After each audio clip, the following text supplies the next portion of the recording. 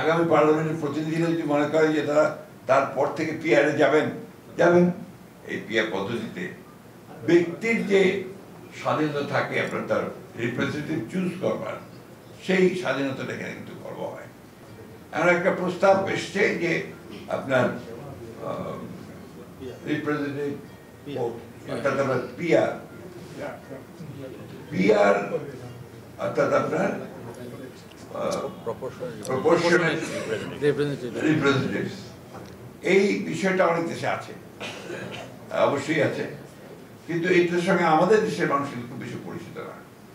আমরা adult franchise বুঝি, অর্থাৎ এক ব্যক্তি এক ভোট, এটাকে আমরা বুঝি। সেভাবেই আমরা আপনার এই গত 50 বছর ধরে, তারও আগে থেকে আমরা সেভাবেই, ইনফ্যাক্ট ব্রিটিশ পিরিয়ড থেকে এই বিষয়টা এই পদ্ধতিতে এখানে কিন্তু নির্বাচন হয়েছে, পার্লামেন্ট গঠন হয়েছে, সরকার গঠন হয়েছে।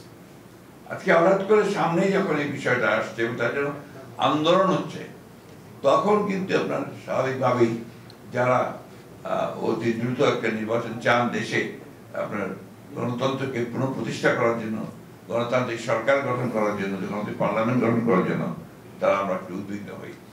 সেই জন্য আমরা খুব পরিষ্কার করে বলেছি যে এই বিষয়টা ওই আগামী পার্লামেন্টের উপরে ছেড়ে দিতে হবে। আগামী পার্লামেন্টের প্রতিনিধিরা যদি মনে করে যে তারা তারপর থেকে পিআরে যাবেন, জনগণ যদি মনে করে যে পিআরে যাবে, আর তা নাহলে এখন পিআর দিলে তো জনগণ বুঝবেই না যে এটা আপনার কিভাবে তারা এই বিষয়টাতে আসবে। এবং একটা বড় যেটা প্রবলেম এখানে এই পিআর পদ্ধতিতে, ব্যক্তির যে স্বাধীনতা থাকে আপনার তার রিপ্রেজেন্টেটিভ চুজ করবার, সেই স্বাধীনতাটা এখানে কিন্তু খর্ব হয়। দলকে চুজ করতে হয়, অর্থাৎ ওই দলকেই ভোট দিতে হবে।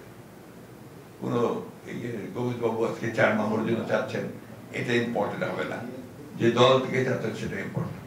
দল নমিনেশন দেবে, পরে তাদেরকে আপনার পার্লামেন্টে আনার জন্য। এদের সঙ্গে আমরা ঠিক পরিচিত নাই। আমরা জানি যে গোবিন্দবাবু যেখানে নির্বাচন করতে চাচ্ছেন, সেই সিটে জনগণ তাদের পছন্দ মতো ব্যক্তিকে ভোট দেবে, সেটা দলের লোকই হবে, তাদেরকেই ওইভাবে ভোট দেবে।